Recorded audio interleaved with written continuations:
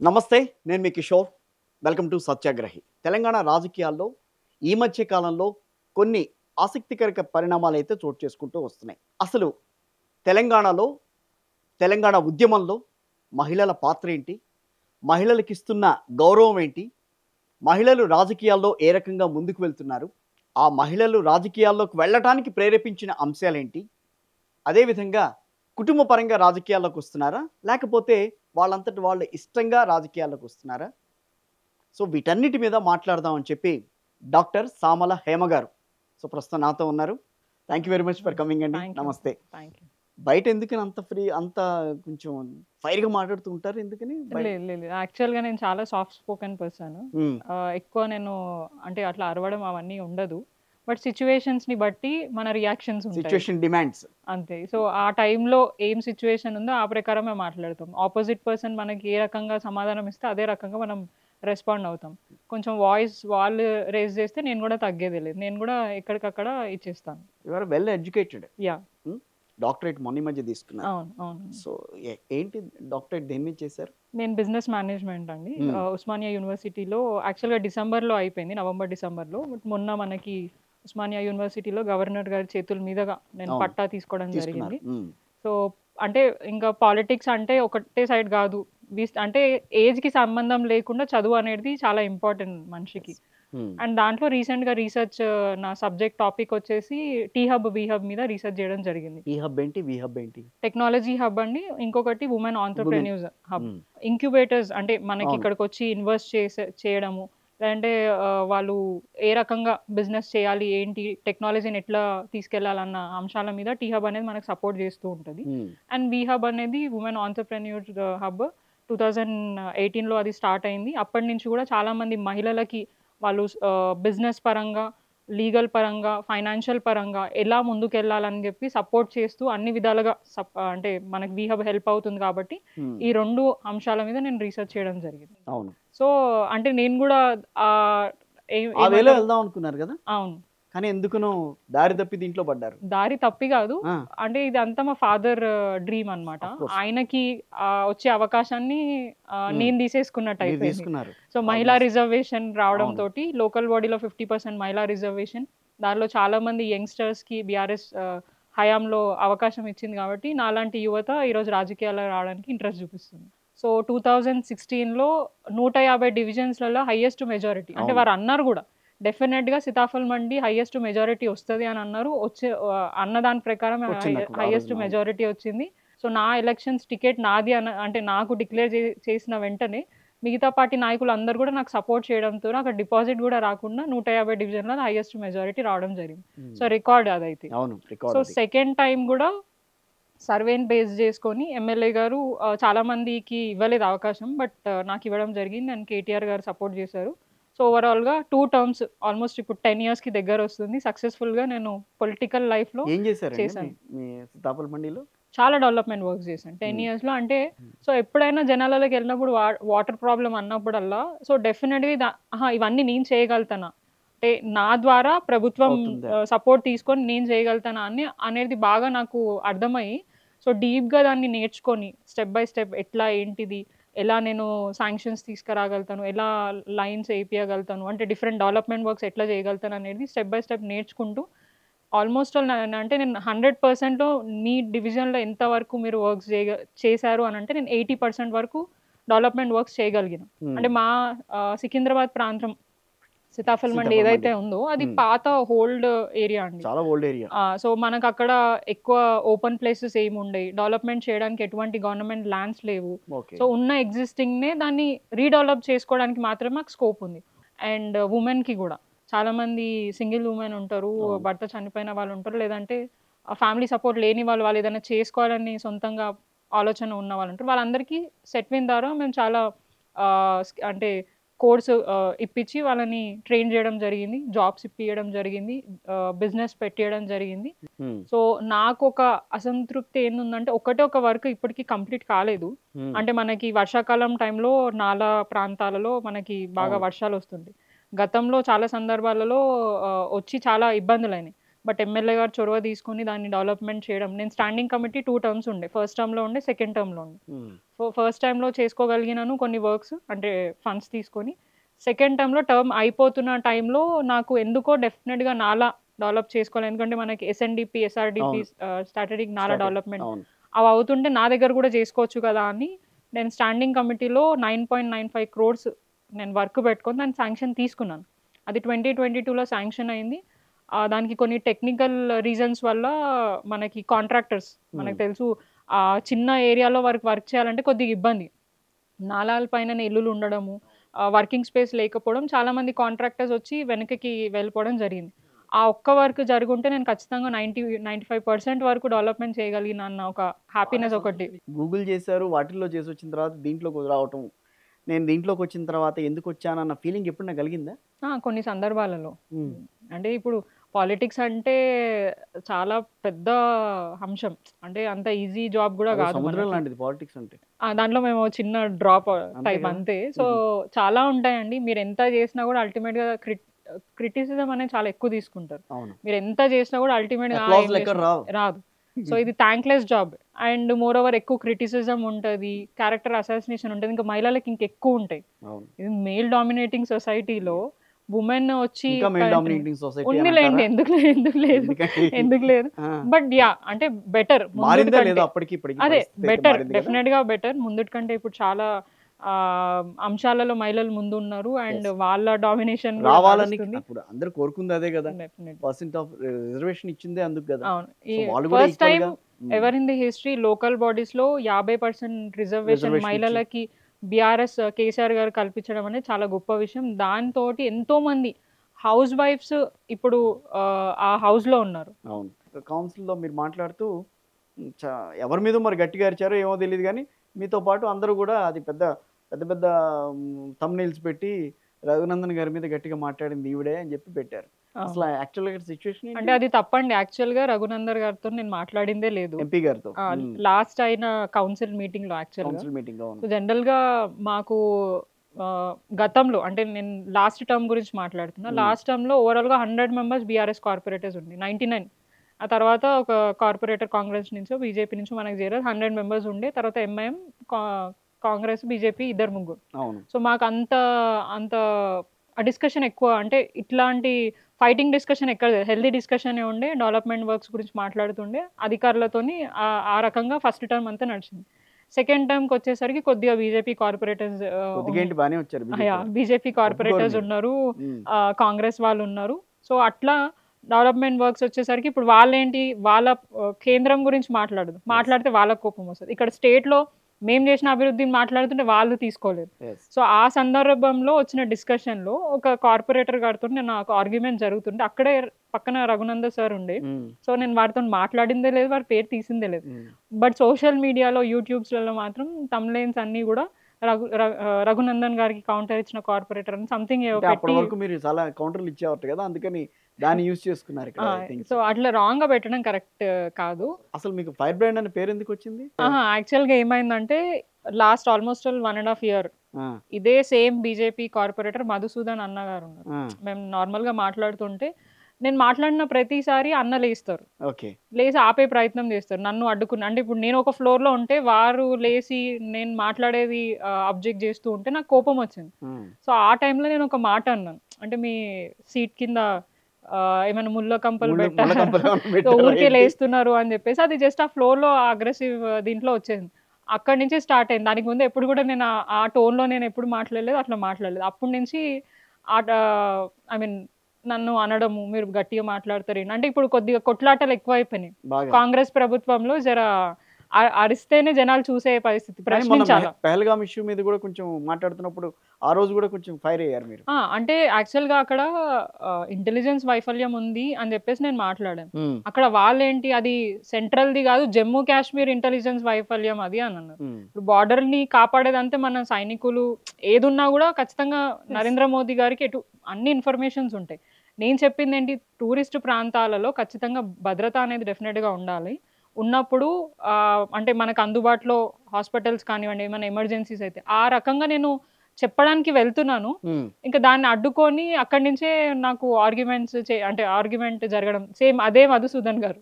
Same. Last time అన్ననే మొన్న కూడా అన్ననే అడ్డుకొని ఇది చేస్తుంటే నేను అప్పటికి కూడా వారు చెప్తుంటే నేను సరిదిద్దుకొని దాన్ని చెప్దామనే ప్రయత్నమే చేస్తున్నాను. బట్ నన్ను మాట్లాడని కానీ ఇవ్వట్లేదు వాళ్ళు. కౌన్సిల్లో మాట్లాడేటప్పుడు ఎక్కడా లేని ఎనర్జీ వస్తుంది మీకు. ఎక్కడైనా వస్తది. అంతేనా? ఈ కౌన్సిల్ అనే కాదు జనాలలో ఉన్నప్పుడు కూడా ఎవరైనా ఎక్కడైనా అంటే తప్పు మాట్లాడినా ఫైరింగ్ ఏదైనా ఎనర్జీ.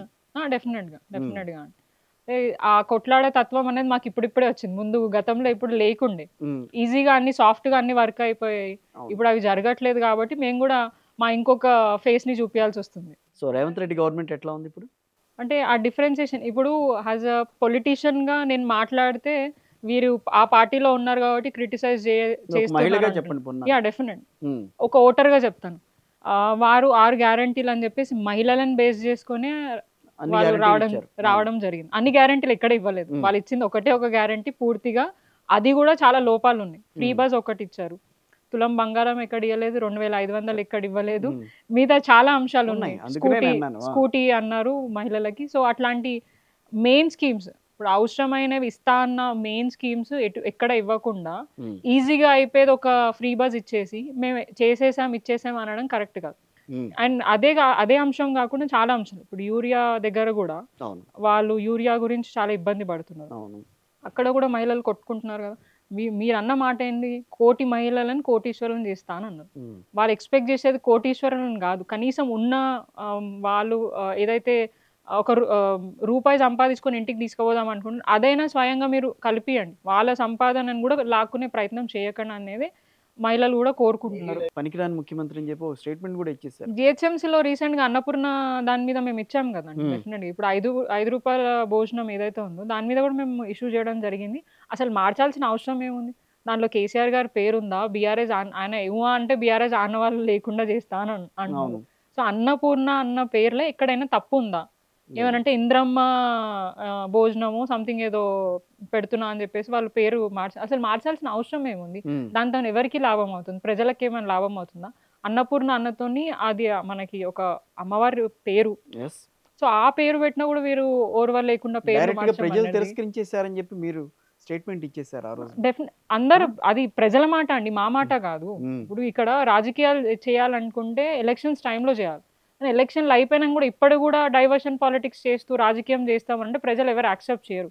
నిజంగా ఆ అవేర్నెస్ అయితే వచ్చిందా? వచ్చింది. గ్రౌండ్ లో మీరు చూస్తే మనం వెళ్దాం డైరెక్ట్ గా ప్రజల దగ్గరికి వెళ్ళి అప్పుడు ఎట్లుండే ఇప్పుడు ఎట్లుంది అనేది మాట్లాడుకుందాం. గతంలో బీఆర్ఎస్ ఉన్నప్పుడు కూడా బీఆర్ఎస్ రాకముందు ఎట్లుండే ఇప్పుడు ఎట్లుందా అనేది తీసుకొచ్చినాం. ఇప్పుడు అదే అంశం మళ్ళీ తీసుకోవాలి. బీఆర్ఎస్ 10 సంవత్సరాలు ఉన్నప్పుడు ఎట్లుంది, 20 నెలల పరిపాలన ఎట్లుంది అనేది తీసుకురావాలి. ఏ అంశం మీద అంటే ఎక్కడ ప్రజలు హ్యాపీగా ఉన్నాడు అనేది మనకి ఎక్కడ కనిపించట్లేదు. అన్ని మహిళలు ఇబ్బంది పడుతున్నారు, వృద్ధులు ఇబ్బంది పడుతున్నారు, నిరుద్యోగులు ఇబ్బంది పడుతున్నారు, టీచర్స్ ఇబ్బంది పడుతున్నారు, హెల్త్ సెక్టర్ ఇబ్బంది పడుతున్నారు, ఆశా వర్కర్స్ ఇబ్బంది పడుతున్నారు, స్కూల్ పిల్లలు ఇబ్బంది పడుతున్నారు, మెడికల్ ఇన్ఫ్రాస్ట్రక్చర్ సరిగా లేదు, క్రైమ్ రేట్స్ పెరిగిపోతున్నాయి.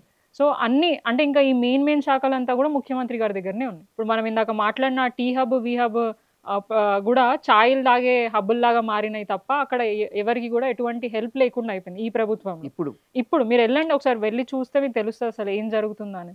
ఒక టీ హబ్ అని అంటే ఎంతో వివిధ దేశాల నుంచి ఇక్కడికి వచ్చి వారి కంపెనీస్ ఇన్వెస్ట్ చేసి అక్కడ చాలా డెలిగేట్స్ చాలా మంది వస్తారు, అక్కడ మీటింగ్స్ జరుగుతాయి. గతంలో కేటీఆర్ గారు ఉన్నప్పుడు కొన్ని మీటింగ్స్ అక్కడే ఎంఓయూస్ చేసుకోవడం జరిగింది. సో కానీ ఇక్కడ ఇప్పుడు పరిస్థితి ఎట్లుంది, అక్కడ పోయి ఛాయ్ తాగడానికి మాత్రమే పనికొచ్చే ఇదిగా తీసుకొని వచ్చి ముచ్చట్లు పెట్టుకునే అంటట్టుగా అట్లాంటి పరిస్థితికి ఇప్పుడు కాంగ్రెస్ ప్రభుత్వ హయాంలో అన్ని సెక్టార్స్ వాళ్ళు ఇబ్బంది పడుతున్నారు. సో గత ప్రభుత్వ హయాంలో ఏదైతే అభివృద్ధి జరుగుతుందో వాటిని ఈరోజు రిబ్బన్లు కటింగ్ చేసుకుంటా ఉన్నాడు తప్ప వారి హయాంలో ఒక ఇటుక పెట్టి ఒక బిల్డింగ్ కట్టింది లేదు ఇప్పటిదాకా. స్కిల్ డెవలప్మెంట్ అని చెప్పేసి గతంలో వారు ఇనాగ్రేషన్ చేశారు. ఒక్కసారి ఆ స్కిల్ డెవలప్మెంట్ ఉన్న దగ్గరికి వెళ్ళండి, అక్కడ అన్ని ఇప్పుడు ఆయన వచ్చినారని క్లీన్ చేశారు. ఇప్పుడు వెళ్తే మళ్ళీ పిచ్చి చెట్లు పెరిగి ఉన్నాయి. ఏమనంటే ఇక అసలు ముఖ్యమంత్రి ఆయనంత వరస్ట్ ముఖ్యమంత్రి ఎక్కడ చూడలేదు. చూసాం, మాకు ఊహ తెలిసిన నుంచి చాలా మంది ముఖ్యమంత్రిని చూసినాం కానీ ఈయనంత వరస్ట్ ముఖ్యమంత్రిని మాత్రం ఎక్కడ చూడలేదు. అంటే నోటికి హద్దు అల్పు ఉండదు. 10 ఏళ్ళు నడిచింది బీఆర్ఎస్ గవర్నమెంట్.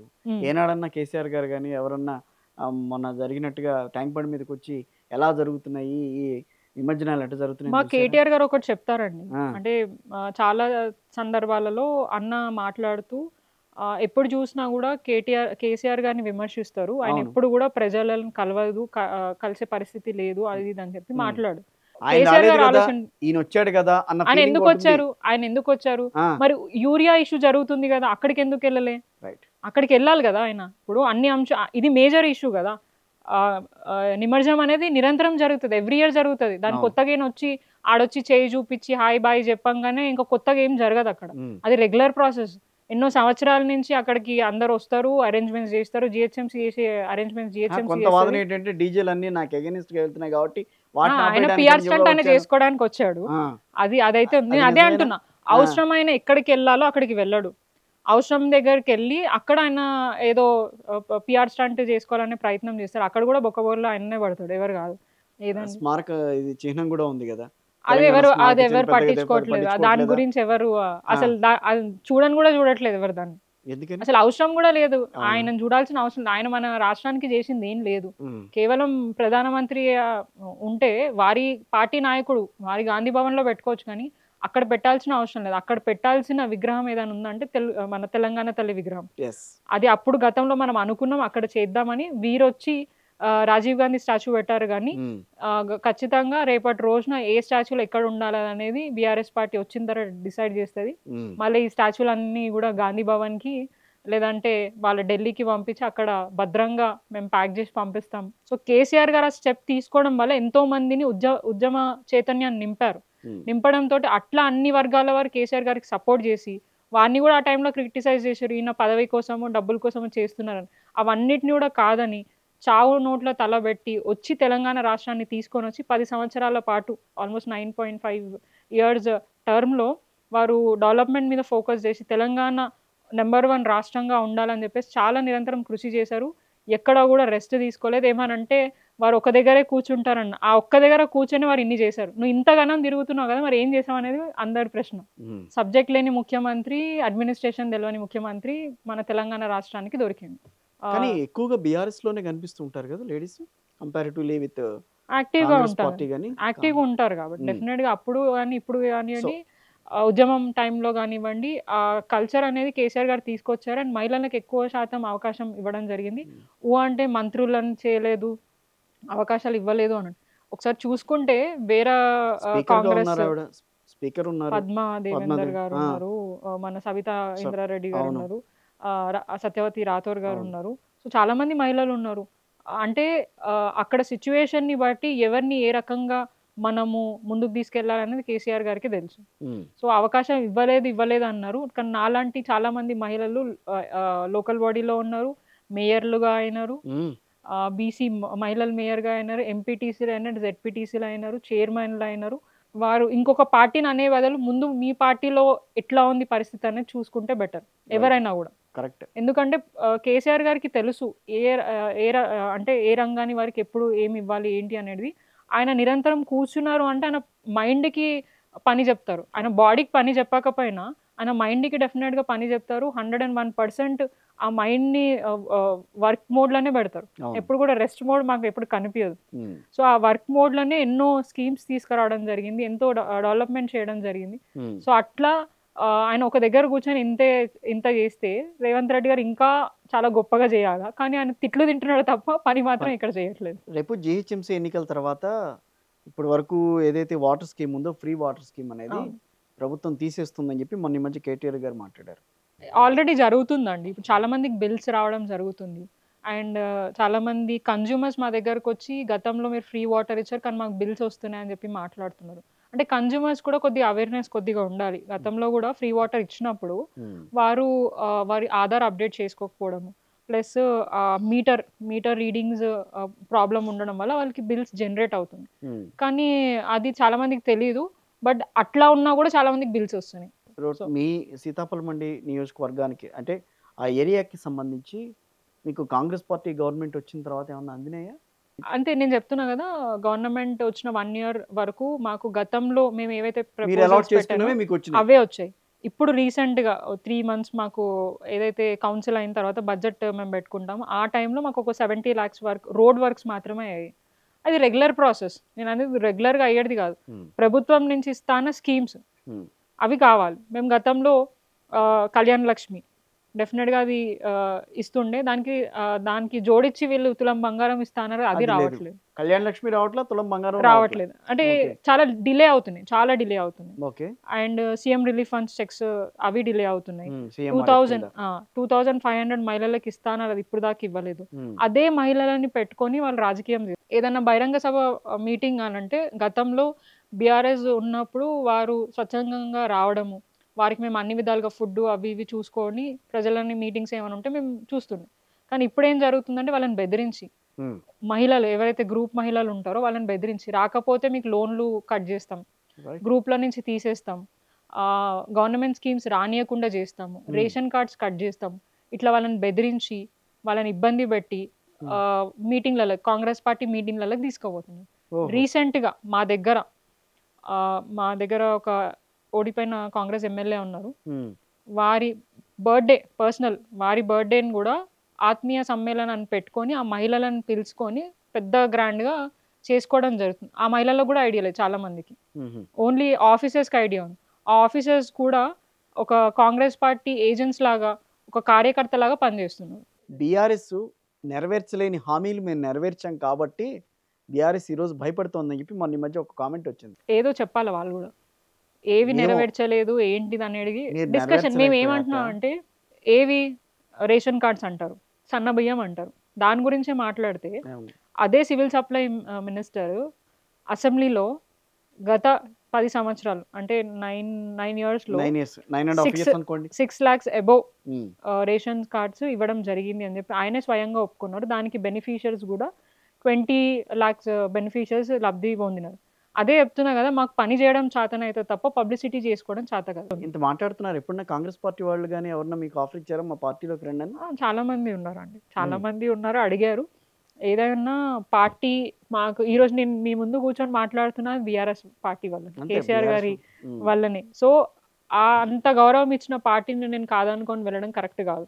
పద్మారావు గారు వెనుకున్నారు కాబట్టి, మీ ఫాదర్ వెనక మీ వెనక ఉన్నారు కాబట్టి మీరు ఇక్కడ రాజకీయాల్లో మనగలుగుతున్నారు. రాజకీయాలంటే నేను ఇష్టంగా వెళ్తున్నారు, కానీ అందరు మహిళలకి సాధ్యం కాదు కదా. అట్లేం లేదండి. యాక్చువల్గా ఇక్కడ ఎట్లుందనంటే, నేను చాలా మంది మహిళలు మా కొలీగ్ కార్పొరేటర్స్ ఉంటారు, అంటే ఛాలెంజెస్ ఉంటాయి, డెఫినెట్ గా ఉంటాయి. రాజకీయంగా మహిళలకు చాలా రకాలుగా ఇబ్బందులు ఉన్నాయి, కాదని అయితే ఏం లేదు. కానీ అవన్నిటిని కూడా ఆ ఛాలెంజెస్ ని ఫేస్ చేస్తూ మహిళలు ఇప్పుడు చాలా మంది ముందుకు వచ్చిండ్రు. సపోర్ట్ ఉండాలా, లేనిదైతే వాళ్ళైతే రాలేరు. ఇప్పుడు చాలా మంది మహిళలు ఖచ్చితంగా ఫాదర్ సపోర్ట్, హస్బెండ్ సపోర్ట్, వాళ్ళ ఫ్యామిలీ సపోర్ట్, అది లేనిదే ఎవరు రాజకీయం అయితే చేయలేరు కదా, లేదంటే వెనకకి వెళ్ళిపోతారు. సో ఆ సపోర్ట్ అన్ని సైడ్ నుంచి, కేవలం ఫ్యామిలీయే కాదు, గ్రౌండ్ లో కూడా మా క్యాడర్తో కూడా నాకు సపోర్ట్ ఉంది, మా లీడర్స్తో కూడా సపోర్ట్ ఉంది. కాబట్టి ఇప్పుడు దాన్ని నేను నిలబెట్టుకుంటున్నా. అది కూడా వాళ్ళందరితో ట్రావెల్ చేస్తూ, సో వాళ్ళని చూస్తూ నేర్చుకుంటూ మంచి విషయాలని ఏమంటారు నాలో తీసుకొని నా వేలో నేను నా లీడర్షిప్ ని అట్లా వెళ్తున్నారు. కొత్తగా వచ్చే వాళ్ళకి రాజకీయాల్లో వాళ్ళకు కూడా ఎటువంటి ఇబ్బంది అంటే ఖచ్చితంగా రావాలి, యంగ్స్టర్స్ పాలిటిక్స్ లోకి రావాలి. వాళ్ళ ఎనర్జీ, వాళ్ళ ఐడియాలజీ అనేది చాలా ఇప్పుడున్న రాజకీయానికి అవసరం. ఎందుకంటే ఎప్పుడు చూసినా వాళ్ళే ఉండాలంటే కూడా కష్టం. సో నెక్స్ట్ కార్పొరేటర్ గానే ఉంటారా, లేకపోతే డిపెండ్స్ ఆన్ పార్టీ. ఎవరైనా కూడా ఒక స్టెప్ ఎదగాలని కోరుకుంటారు కాబట్టి, ఏ ప్రొఫెషన్ అయినా. ఇప్పుడు నేను ఐటీ రంగంలో ఉన్న, నేను అసిస్టెంట్ నుంచి మేనేజర్ అవ్వాలి, ఎండి కావాలి, అట్లా ఉంటది, ఎవరికైనా ఉంటది. సో ఈ ప్రొఫెషన్ లో కూడా అంతే ఉంటది, ఒక స్టెప్ ఎదగాలని చూస్తాం. ఇది ప్రజలకి మంచి చేయాలన్న ఆలోచనే ఉంటది తప్ప అంతకుమించి ఇంకేం ఉండదు. తెలంగాణ రాజకీయాల్లో మహిళల్లో ఎవరంటే బాగా ఇష్టపడుతుంటారు? అంటే చాలా మంది మహిళలు ఉన్నారు, ఎవరు అనేది స్పెసిఫిక్ గా లేదు కానీ, బట్ ఎవరి స్టైల్లో వాళ్ళు రాజకీయం చేస్తుంటారు. నేను నా స్టైలే, స్పెసిఫిక్ గా ఎవరినో ఇమిటేట్ చేయాల్సిన అవసరం. ఇప్పుడు మనం వాళ్ళని కాపీ చేస్తే వాళ్ళలాగా మనం ఉన్నాం అయిపోతుంది, కానీ మన ఇండివిజువాలిటీ ఏమి ఉండదు కదా. మొత్తం పార్టీ పరంగా మీకు బాగా నచ్చిన వ్యక్తి అంటే కేటీఆర్ అన్న. సో యూత్ కి అందరికి ఒక లీడర్ అంటే ఆయన అన్ని క్లాసెస్ వాళ్ళని ఆకట్టుకునే విధంగా ఉంటారు. ఇప్పుడు పద్మారావు గారు మాస్ కంప్లీట్ గా, కేసీఆర్ గారు కూడా ఇక అన్ని అంటే వారు కూడా మాస్ టైప్ అండ్ క్లాస్ కంటే ఎక్కువ మాసే ఉంటారు. కేటీఆర్ గారు ఎక్కడ ఎట్లా ఉండాలో మాసే, క్లాసే, అన్ని విధాలుగా ఆయన ఆల్రౌండర్. సో వారిని చూసి బాగా ఇన్స్పైర్ అయ్యాము. అండ్ బాగా సపోర్ట్ చేస్తారు, బాగా ఎంకరేజ్ చేస్తారు. అండ్ ఒక మంచి బ్రదర్గా చాలా గైడ్ చేస్తారు. ఆయన వారి దగ్గరికి వెళ్ళినా ఎప్పుడు వారి దగ్గరికి వెళ్ళినా కూడా చాలా ఎంకరేజింగ్గా మాట్లాడుతూ ఉంటారు. సో ఆ ఒక్క అంటే బాగా చేస్తున్నావు అన్న అప్రిసియేషన్ చాలు ఇంకా గట్టిగా చేయడానికి. జిహెచ్ఎంసీ ఎన్నికలు వస్తాయి కదా, వస్తాయి, డెఫినెట్గా వస్తాయి, ఉమ్, పెట్టాల్సిందే. ఇప్పుడు పెట్టాల్సిందే. ఆల్మోస్ట్ ఆయన 1 year డ్రాగ్ చేసిన సర్పంచ్ ఎలక్షన్లు పెట్టక. అవును సెప్టెంబర్ 30కి అనుకుంటా మనకి కోర్టు డైరెక్షన్స్ ఇచ్చింది అవును, దాన్ని సెప్టెంబర్ కండక్ట్ లోపల చేయాలి. నిర్వహించాలని చెప్పనంది. సో ఇప్పుడు బీసీ అంశం ఒకటి నడుస్తుంది. ఉమ్, సో వాళ్ళకు కూడా క్లారిటీ లేదు, ఉమ్, ప్రజలు కూడా యాక్సెప్ట్ చేసే విధంగా లేదు. బీసీ నాయకులు అందరం కూడా బీసీ డిక్లరేషన్ ఖచ్చితంగా కావాలా, ఆర్డినెన్స్ తీసుకురావాలా, పక్కా అది అఫీషియల్ చేస్తే కానీ ఎలక్షన్లకు పోవద్దు అన్నారు. మరి వాళ్ళ స్టాండ్ ఏంటో తెలియదు. వాళ్ళేమో పార్టీ పరంగా అంటున్నారు. yes, సో పార్టీ పరంగా కొన్ని కొన్ని అంశాలు కలిసి రావు yes, బీసీలకి. సో అట్లా అన్నప్పుడు అది కొంతమంది బీసీలకి నష్టమే జరుగుతుంది. అవును. సో అన్నప్పుడు అఫీషియల్ ఆర్డినెన్స్ వస్తే తప్ప మనము బీసీలకి న్యాయం జరిగే ఇది లేదు. ఈ ఇంటర్వ్యూ అయిన తర్వాత ఇప్పుడు ఒక 1 day లోపల కాంగ్రెస్ పార్టీ నుంచి మంచి ఆఫర్ ఒకటి వచ్చింది. మిమ్మల్ని రేపు ఎలక్షన్స్ జరగబోతున్నాయి, దానికి మిమ్మల్ని ఎమ్మెల్యేగా మిమ్మల్ని ఒక ప్లేస్ నుంచి మీకు ఇస్తాము, సీట్ ఇస్తాము అని చెప్పి మీకు కనుక ఆఫర్ వస్తే కాంగ్రెస్ కానీ లేకపోతే బీజేపీ కానీ రెడీనా? అస్సలు రెడీ లేదు. ఎందుకు? నాకు రాజకీయంగా నాకు ఈ గౌరవాన్ని, ఇంత గౌరవాన్ని ఇచ్చింది బీఆర్ఎస్ పార్టీ. ఉమ్, సో అంత గౌరవం ఇచ్చిన పార్టీని కేవలం ఇంకో పదవి కోసం ఇంకో పార్టీకి పోయి నా గౌరవాన్ని నేను తగ్గించుకోలేను. దీని తర్వాత నేను వెళ్ళాల్సింది ఎమ్మెల్యేకే కదా నన్ను అయితే అన్నారు. బీఆర్ఎస్ పార్టీ అవకాశం ఇస్తుంది కదా, ఇవ్వకపోయినా పర్లేదు. ఆ, పవర్ కోసం మేము లేము, ఓకే, గౌరవం అనేది డెఫినెట్గా ఉండాలి. సో ఆ గౌరవం అనేది బీఆర్ఎస్ పార్టీలో ఉంటేనే దొరుకుతుంది. ఈ సెంట్రల్ పార్టీస్లలో పోతే మనకు దొరకదు. స్టేట్ పార్టీలో ఒకటే లీడర్ ఉంటారు, ఆ ఒక్క లీడర్ డైరెక్షన్స్ మీదనే అందరు పనిచేస్తారు. కానీ 10 మంది లీడర్లు ఉన్న దగ్గర నా జుట్టు నీ జుట్టు అని కొట్టుకునే దగ్గర పనిచేయాలంటే చాలా కష్టం. ఉమ్, అండ్ మోర్ ఓవర్ రాజకీయాల్లో ఉన్నానంటే బీఆర్ఎస్ పార్టీ ఉన్నన్ని రోజులు డెఫినెట్గా పాలిటిక్స్లో ఉంటా.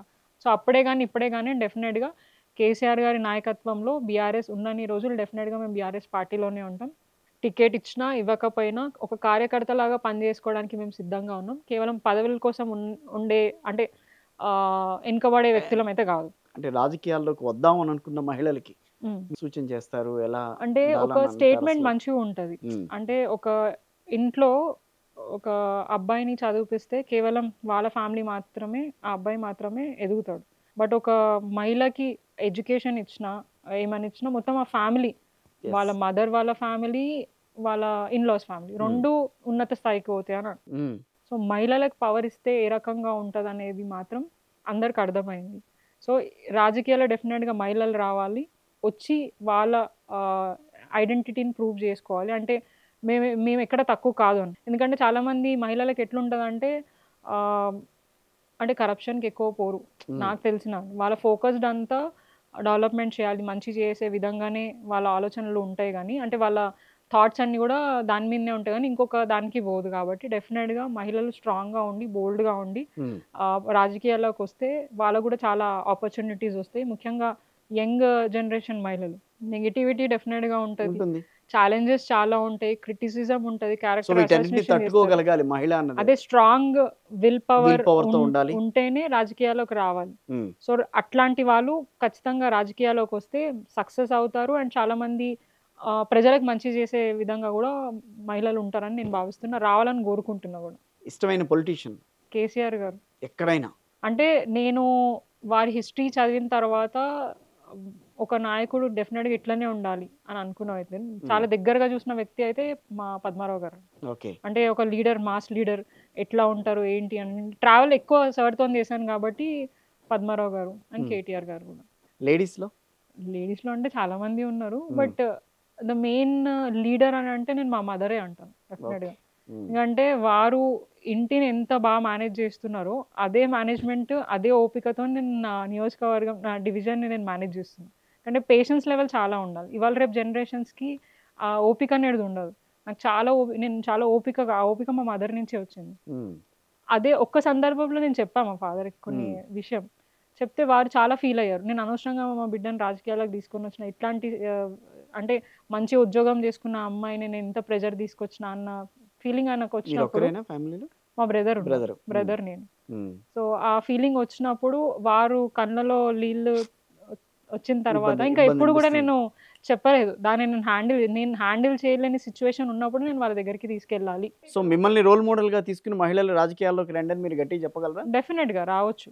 అదే నేను అంటున్నా, ఆ స్ట్రాంగ్ మైండ్ ఉంటేనే ఎటువంటి ఎమోషన్స్‌కి ఇది గాకుండా వస్తే డెఫినెట్‌గా ఇది గావచ్చు. ఎమోషన్స్ అనేటివి ఉండాల. అట్లా అని నేను ఉండొద్దు అంటే రాయిలాగా ఉండాలని నేను అనట్లే. ఖచ్చితంగా మహిళలకు చాలా సెన్సిటివ్ హార్ట్ యెస్. ఉంటది. యెస్. సో, చాలా సెన్సిటివ్‌గా ఏదైనా అంశం మనం తీసుకుంటూ ఉంటాం గాబట్టి, సో, రాజకీయంకొచ్చేసరికి కొన్ని కొన్ని అంశాలు కొద్దిగా బోల్డ్‌గా మనం డెసిషన్స్ తీసుకునేటివుంటాయి. సో, ఆ సందర్భంలో మీరెట్లా దాన్ని రియాక్ట్ అయితారు, రిసీవ్ చేసుకుంటారు అనేది మన మీద డిపెండ్ అయి ఉంటది. హ్మ్. సో, అవన్నీ ఇప్పుడు చాలామంది ఉన్నారు. మా మా మహిళా కార్యకర్తలే ఉన్నారు. మా మహిళా లీడర్సే ఉన్నారు. వాళ్ళు చాలా ఎనర్జీ చూపిస్తారు యెస్. రాజకీయాల్లోకి రావడానికి. సో, వాళ్ళకి సపోర్ట్ ఇవ్వాలి. వాళ్ళకి వే చూపిస్తే డెఫినిట్‌గా వాళ్ళు గూడా ఒక పొజిషన్‌లో ఉంటారు. గూగుల్ చేసి, అవన్నీ చేసి, ఇక్కడికొచ్చిన తర్వాత కొంచెం ఫీల్ అవ్వలేదండి ఎప్పుడు గూడా? అయ్యానండి. అంటే నా ఇట్లా ఫ్రీడమ్ అంతా పోయింది. హ్మ్. నాకంటూ ఒక లైఫ్ లేదు. ప్రైవసీ లేదు. నా ఫ్రెండ్స్ ఎవరిని కలవలేకపోతున్నా. హ్మ్. అండ్ నా ఫ్రెండ్స్ అందరూ ఎంత హ్యాపీగా ఫీల్ అయినా చాలా మిస్ అవుతూ ఉంటారు. అవును.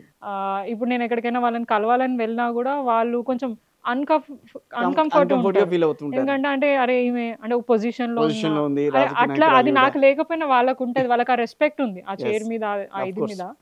సో, అది చాలా మిస్ అవుతున్నా. హ్మ్. ప్రైవసీ అనేది అసలు ఉండదు. మాకు అంటే జనాలు గూడా ఎట్లా జూస్తారంటే, నాకు ఒక ఒక చిన్న అంశం రీసెంట్ టైమ్‌లో హ్మ్. పబ్లిక్ నుంచే నాకొక హ్మ్. ఫోన్ కాల్ వచ్చింది. కంటిన్యూగా వస్తుంది.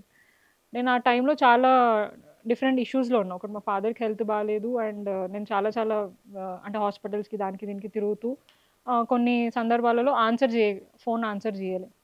ఒక అబ్బాయి నాకు మెసేజ్ జేసి ఇట్లా ఓవర్‌ఫ్లో అవుతుంది. డ్రైనేజ్ ఓవర్‌ఫ్లో అవుతుంది. ఆయన వీడియో రికార్డ్ జేస్తూ మా కార్పొరేటర్ చాలా బిజీ ఉన్నారు. పెళ్లయింది. హస్బెండ్‌తోని హనీమూన్‌లో బిజీ ఉన్నారు. మమ్మల్ని పట్టించుకోవట్లేదని పర్సనల్ స్టేట్మెంట్స్ ఇచ్చేసరికి నాకు హర్టింగ్ అనిపించినాయి. ఫస్ట్ ఆఫ్ ఆల్ నేనున్న సిట్యుయేషన్ వేరా. హ్మ్. వారు తెలియకుండా ఆ స్టేట్మెంట్ పాస్ చేయడం అట్లా చాలా జరుగుతుంది. విషయాలున్నాయి. నేను జస్ట్ హ్మ్. An example right. చెప్పాను. హ్మ్. సో, అది నాకు ఆ వీడియో రికార్డ్ చేసి నాకు పంపిస్తే నాకసలు నేను తీసుకోలేకపోయినా.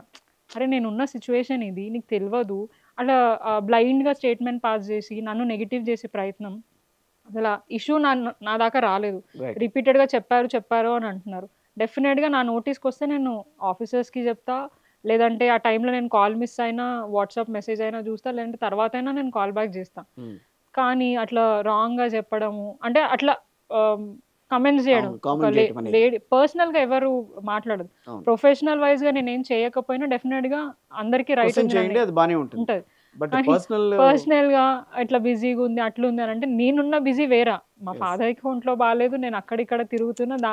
ఆ సందర్భాన్ని బేస్ చేసుకొని ఆ టైంలో అది మా ఫాదర్‌కి హెల్త్ బాలేకున్నా కమెంట్ చేస్తే నేను అంత రిసీవ్ చేసుకునేదాన్ని కాకపోయేది. హ్మ్. కానీ ఆ టైంలో నేను హాస్పిటల్‌లో ఉన్నా. ఈయన ఇట్లా పెట్టేసరికి నేను తీసుకోలేకపోయినా. అంటే మాకంటూ ఒక పర్సనల్ లైఫ్ ఉండదా? మాకు ఫ్యామిలీస్ లేవా? యెస్. 24 గంటలు మేము ఎప్పటికప్పుడు అందుబాటులో ఉంటాం. ఫోన్స్ ఆన్సర్ చేస్తూ ఉంటాం. చూడడానికి మాత్రమే అంటే ఉంటాయి ఇబ్బందులు. కానీ ఒక పర్సనల్ లైఫ్ అనేది ఉండదు మనకి అన్నట్టు అయిపోతది. మనల్ని అంటే మనుషుల్లాగా ట్రీట్ చేయరు ఒక్కొక్కసారి. లేదులెండి. అంటే నేననేది అట్లా ఆ! గాదు. అంటే మనని ఒక పొజిషన్‌లో జూస్తారు యెస్. కరెక్ట్. డెఫినిట్‌గా. అది. ఎక్స్‌పెక్టేషన్స్ ఎక్కువుంటాయి. ఎక్స్‌పెక్టేషన్స్ ఆ ఎక్కువుంటాయి. ఉండడం వల్ల అది మీరు రీచ్ కావాల్సిన పరిస్థితి ఉంటుంది. అది ఉండడం వల్ల ఒక్కొక్కసారి ఎప్పుడైతే డౌన్ అవుతుందో మిమ్మల్ని ఒక రకంగా ఆ! అరెస్ట్ అంటే చేద్దామన్న అది ప్రయత్నం. ఉండడం వల్ల ఏంటనంటే నాకు ఎక్స్‌ట్రా 2 చేతులున్నాయి, ఎక్స్‌ట్రా 2 కాళ్ళున్నాయి అన్న ఫీలింగ్‌లో వాళ్ళుంటారు. యెస్. ఇప్పుడు కరెక్ట్. నేను గూడా వాళ్ళలాగానే మనిషిని. అవును. నాకు 2 చెవులు, నాకు 2 కళ్ళు, 2 చేతులని ఎక్స్‌ట్రా పని జేయడానికి ఏం లేదు. అవును. నేను జస్ట్ నా టైమ్‌ని మేనేజ్ చేసుకుంటూ ప్రతి ఒక్కటి చేసుకుంటూ వెళ్తున్నా. కానీ వాళ్ళకి అది అర్థం గాక అంటే కార్పొరేటర్ ఆర్ ఎమ్మెల్యే మంత్రి, సీఎం అనంగానే ఎక్స్‌ట్రా ఏవో ఇగ ఉన్నాయి 10 తలకాయలున్నాయి, 10 చేతులున్నాయి. వీళ్ళు ఫాస్ట్‌గా పని జేయాలా అన్న వీళ్ళ చేతిలోనే విధంగా అన్నీ అంటున్నాయి. ఉంటాయి. వీళ్ళు చా ఏదైనా చేయగలరన్న ఫీలింగు. ఇంకొకటి అంటే చాలామంది వచ్చి, "అరే! మాకేం జేయవా" అని జెప్పేసి చాలామంది అంటూ ఉంటారు. అవును. అంటే నీ చేతిలో పని నువ్వు అనుకుంటే అయిపోతుంది, నువ్వు అనుకుంటే అయిపోతుంది అంటే కావు. అవు. అవి అవి నా చేతిలో పని కావు అవి. అది చాలా మందికి తెలీదు.